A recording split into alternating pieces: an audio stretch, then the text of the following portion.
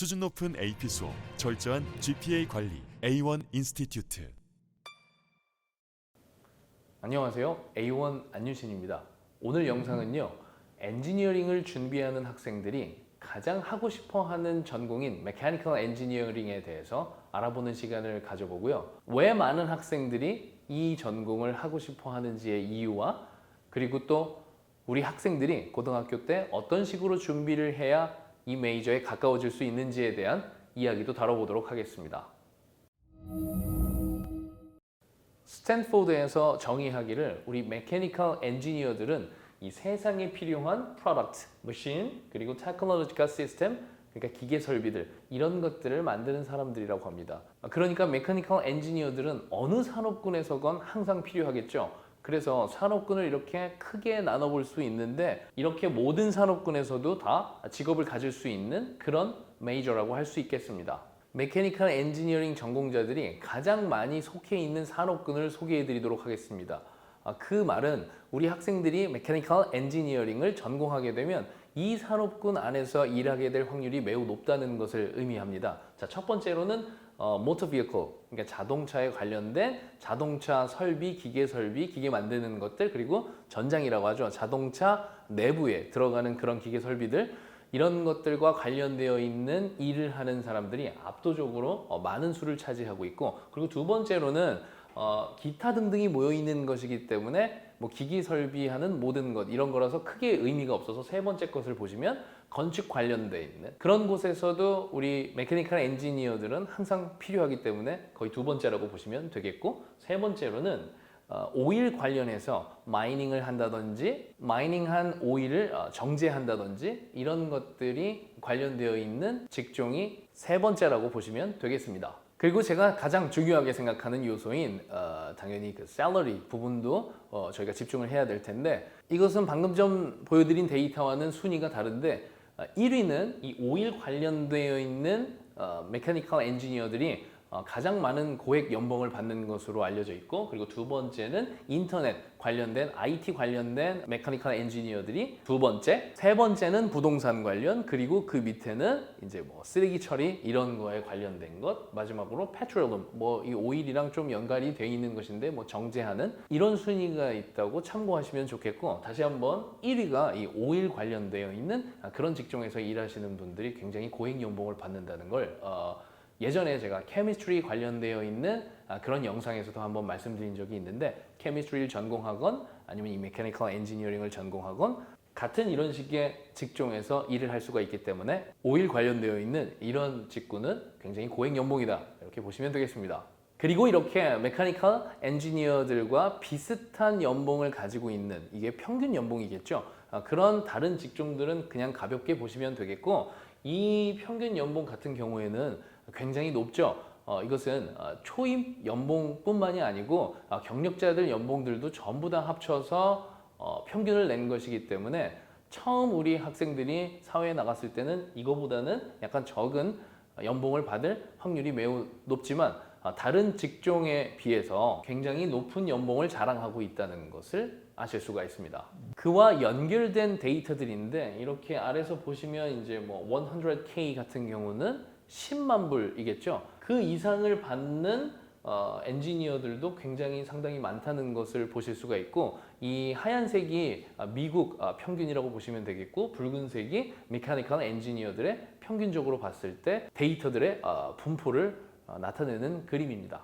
제가 자주 말씀드리는 것 중에 하나가, 우리 여학생들이 메커니컬 엔지니어링을 지원했을 때 남학생들보다 훨씬 입학할 확률이 높다고 하는 것은 이런 통계에서도 보실 수가 있는데, 남녀 성비 차이가 굉장히 많이 난다는 것을 보실 수가 있죠. 그래서 우리 에이시안 여학생들 같은 경우에는 메커니컬 엔지니어링을 지원했을 때 남학생들보다는 훨씬 입학 확률이 높을 수밖에 없다는 것을 보여줄 수 있습니다.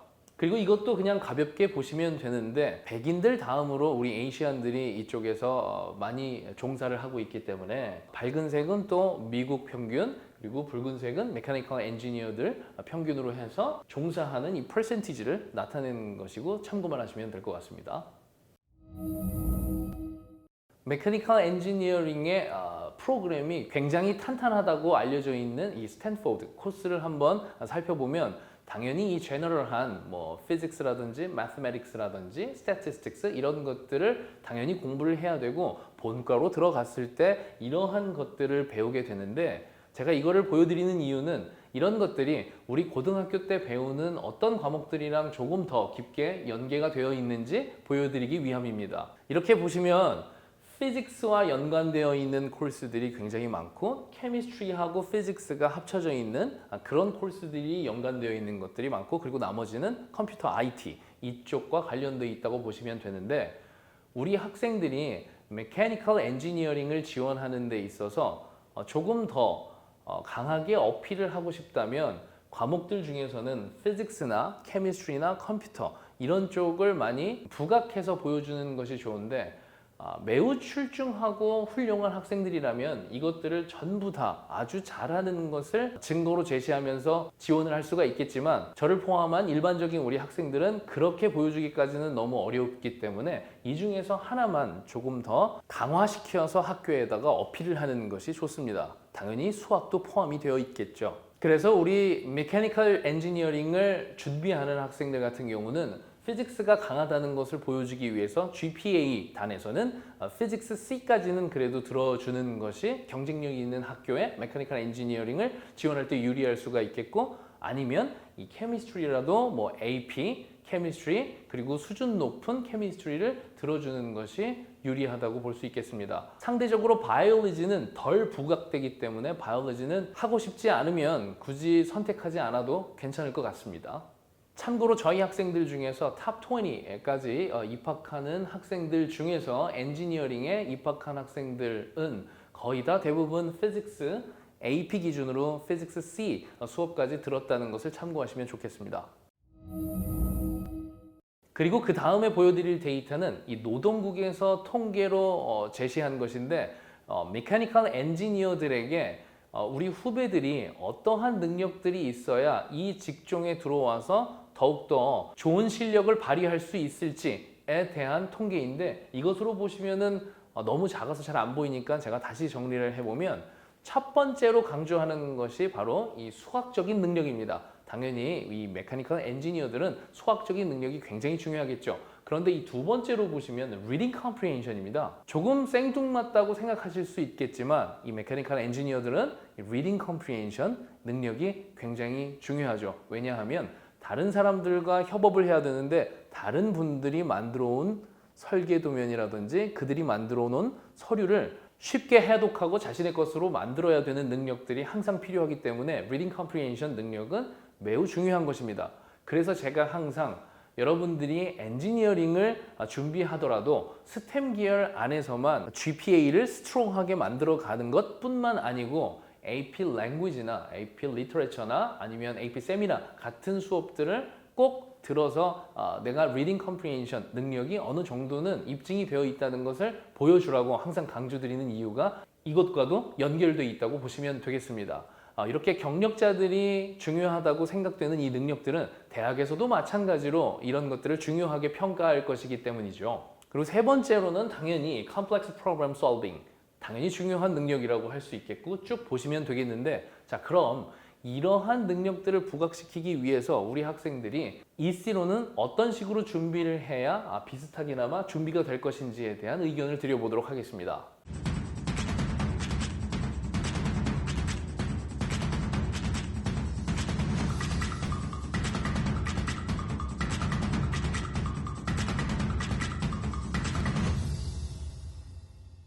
제가 오른쪽으로 써드린 이 내용을 무조건 하라는 것이 아니고 이것들의 능력을 부각시키기 위한 관련 활동들을 말씀드리는 것이기 때문에 이것을 전부 하실 필요는 없고 몇 개는 골라서 꼭 도전을 해보는 그런 시도들이 있었으면 좋겠습니다. 자, Mathematics에 대한 실력을 부각시키기 위해서는 AMC를 포함한 Math 컴페티션들 그리고 수준 높은 캠프들 이런 것들이 있을 수가 있겠고 이 Reading Comprehension에 대한 강점을 보여주기 위해서는 당연히 GPA에서 AP 레벨의 Language나 Literature 수업 같은 것들이 하나씩은 있어야 되겠고, 그리고 추가로 라이팅 컴피티션 같은 성적이 더 있으면 좋을 것이고요. 아니면은 디베이팅을 한다든지 스피치를 한다든지 해서 꾸준한 활동 경력이라든지 입상 결과 이런 것들이 매우 도움이 된다고 할 수 있겠습니다.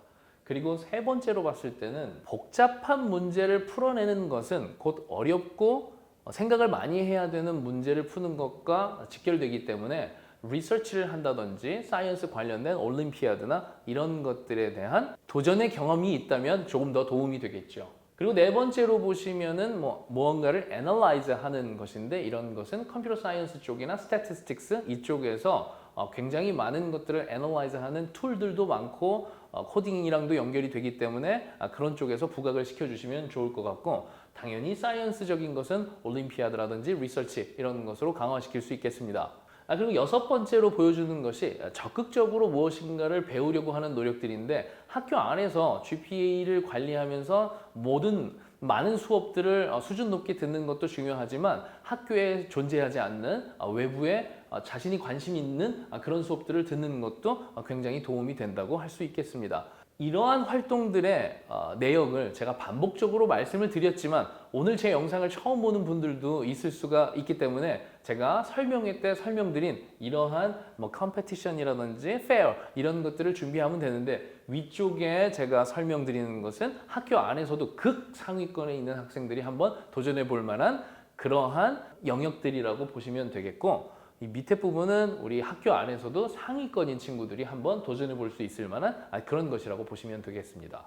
그리고 다음으로는 캠프를 소개해드리면 매스에 관련되어 있는 수준 높은 캠프들 이렇게 보시면 되겠고, 자, 이 리스트에 있지 않은 그런 캠프더라도 여러분들이 판단할 수 있는 조건은요, 만약에 GPA가 3.2 이상이고 그리고 캠프에 대한 fee는 얼마입니다. 이렇게만 단순한 조건으로 되어 있다면 그런 캠프는 들어가지 않는 것이 좋고요. 캠프에 참가하기 위한 입학 절차가 굉장히 까다로운 그런 것들을 기준으로 참여를 하시는 것이 좋습니다. 트랜스크립을 요구하고, 레커멘데이션 레터를 요구하고, 스탠더다이즈 테스트를 요구하고, 그리고 본인의 에세이도 요구하고, 이러한 캠프들이 좋은 캠프들이기 때문에 그러한 캠프를 기준으로 찾아보시는 것을 추천드리고, 사이언스 같은 경우도 이렇게 리스트가 있고 제가 말씀드린 기준을 그대로 적용시켜서 찾아보시면 도움이 많이 될 것입니다.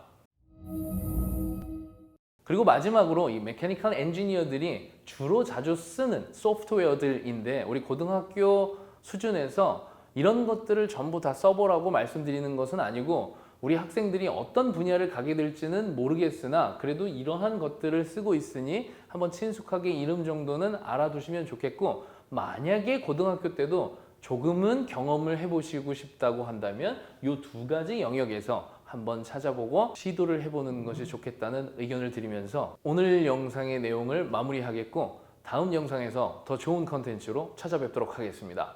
감사합니다.